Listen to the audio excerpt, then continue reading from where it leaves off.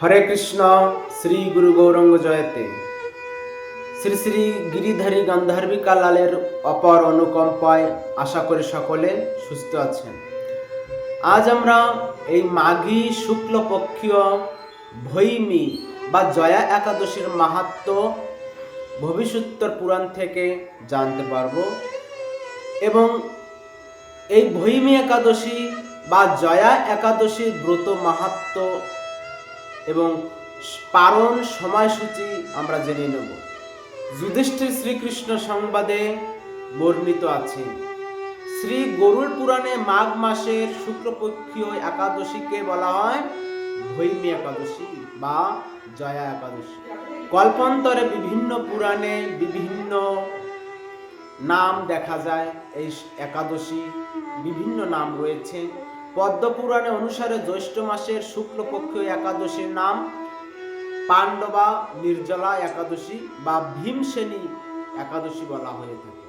তবে আজ এই ভীমসেনী একাদশী নয়, এটা হলো ভৈমী একাদশী বা জয়া একাদশী নামে খ্যাত। শ্রীকৃষ্ণ বললেন, হে মহারাজ, মাঘ মাসের শুক্লপক্ষীয় একাদশীর নাম জয়া নামে প্রসিদ্ধ। হে মহারাজ, এই তিথি সর্ব পাপ বিনাশিনী, সর্বশ্রেষ্ঠা, সর্বপবিত্রতা এবং সকাম মুক্তি প্রদায়িনী। এই ব্রতের ফলে মানুষ কখনো প্রেতত্ব প্রাপ্তি হয় না। অর্থাৎ প্রেতত্ব হলো ভূত পিশাচ আদি জনিতে জন্মগ্রহণ করতে হয় না এই ভৈমী একাদশী ব্রত পালন করলে। এক সময় স্বর্গে ইন্দ্রদেব রাজত্ব করছিলেন। সেখানে অন্য রাজারাও বেশ সুখে ছিলেন। একদিন 50 কোটি অপ্সরা নায়ক দেবরাজ ইন্দ্র স্বেচ্ছায় আনন্দভাবে তাদের নৃত্য করতে বললেন। সেখানে নৃত্যের সাথে গন্ধর্ব গান করতে লাগলেন। পুষ্পদত্ত, চিত্রসেন প্রভৃতি প্রধান গন্ধর্বেরাও সেখানে উপস্থিত ছিলেন। চিত্রসেনের পত্নীর নাম মালিনী ছিলেন এবং পুষ্পবন্তী নামে তাদের এক কন্যাও ছিল। পুষ্পদত্তের পুত্রের নাম মাল্যবান। এই মাল্যবান পুষ্পবন্তীর রূপে মুগ্ধ হয়ে গিয়েছিলেন। পুষ্পবন্তী পুনঃ পুনঃ কটাক্ষ দ্বারা মাল্যবানকে বশীভূত করেছিলেন। যখন স্বর্গধামে ইন্দ্রের সভাতে নৃত্য গীত গান হচ্ছিল, তখন ওই মুক্ত হয়েছিলেন পুষ্পবন্তীর রূপে কে? মাল্যবান। ইন্দ্রের প্রীতিনিধির জন্য তারা দুজনে নৃত্য গীত সেই সভায় যোগদান করেছিল, কিন্তু একজন অপরের প্রতি আকৃষ্ট থাকায় উভয়ে কামাতুর হয়ে গিয়েছিলেন। তাই তাদের চিত্ত বিভ্রান্ত হয়েছিল। সেখানে তারা পরস্পর কেবল দৃষ্টিবদ্ধ অবস্থায় দাঁড়িয়ে থাকলো। ফলে গানের ক্রম বিপর্যয় ঘটল। তাদের গান, নৃত্য, গীত ভঙ্গ হয়ে গেল, ভ্রষ্ট হয়ে গেল তাদের। এইরকম তালমান ভঙ্গ ভাব দেখে তারা যে পরস্পর কামাসক্ত হয়েছে, দেবরাজ ইন্দ্র তা বুঝতে পারলেন। তখন ক্রোধবশে তিনি তাদের অভিসম্পদ দিলেন, অর্থাৎ অভিশাপ করলেন ইন্দ্রদেব। হে মূঢ়, তোরা আমার আজ্ঞা লঙ্ঘন করেছিস, তোদের ধিক। এখনই তোরা পিশাচজনী লাভ করে মর্তলোকে নিজ দুষ্কর্মের ফল ভোগ করতে হবে তোদের। অর্থাৎ দেবরাজ ইন্দ্র মাল্যবানকে এই অভিশাপ দিলেন।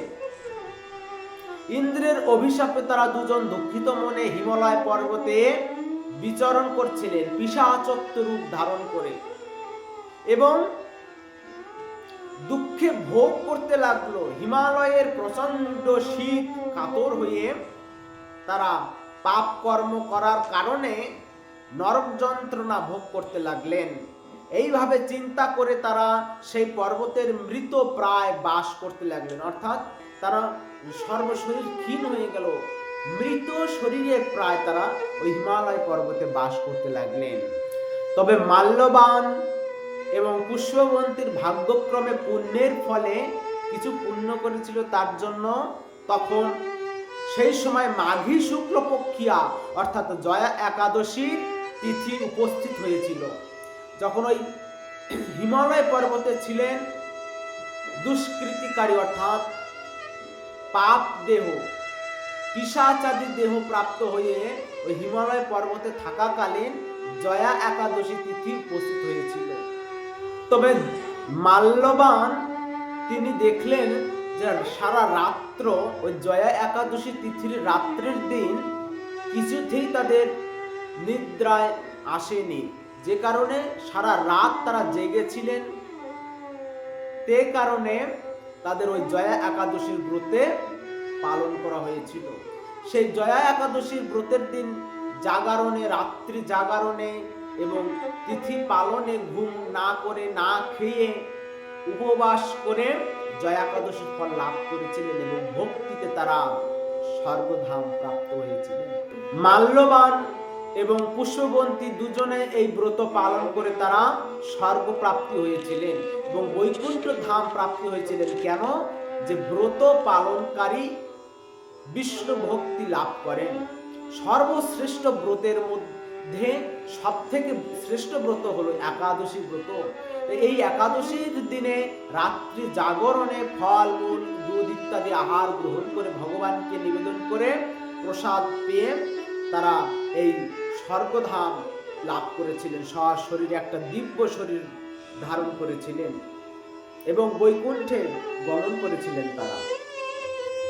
দেবরাজ ইন্দ্র মাল্যবান এবং পুষ্পবন্তীকে দেখে অত্যন্ত আশ্চর্যান্বিত হলেন।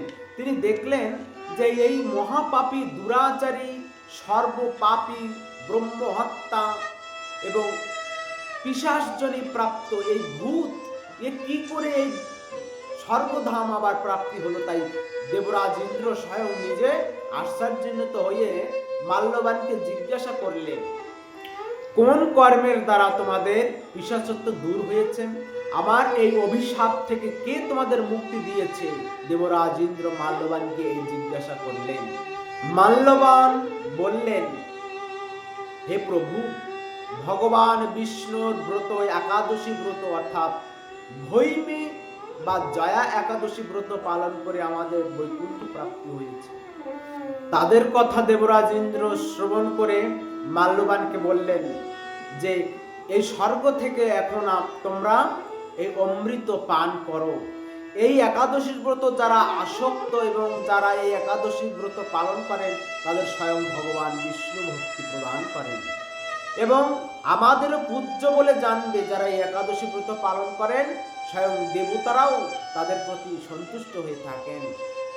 এই দেবলোকে তুমি পুষ্পবন্তীর সাথে বাস করবে এবং সপরিবারে তোমাদের কল্যাণ হবে, এটা স্বয়ং দেবরাজ ইন্দ্র বললেন।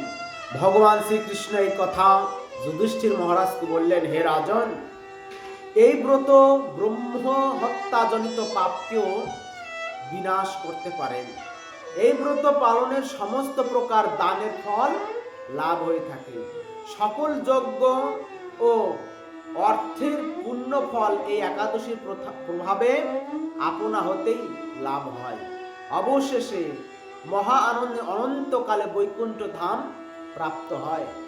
এই একাদশী ব্রত কথা শ্রবণ ও পাঠে অগ্নিষ্ঠম যজ্ঞের ফল লাভ হয়ে থাকেন এবং এই একাদশী ব্রতের পারণ কত তারিখে সেটা আমরা শাস্ত্র সিদ্ধান্ত মতে জানব। 15 মাঘ এবং 29 জানুয়ারি এই ব্রত পালন করতে হবে এবং 30 জানুয়ারি শুক্রবার পূর্বাহ্ন 9টা 43 মিনিটের মধ্যে এই ব্রত সমাপন করতে হবে। হরে কৃষ্ণ। শ্রী গুরু গৌরাঙ্গ জয়তে।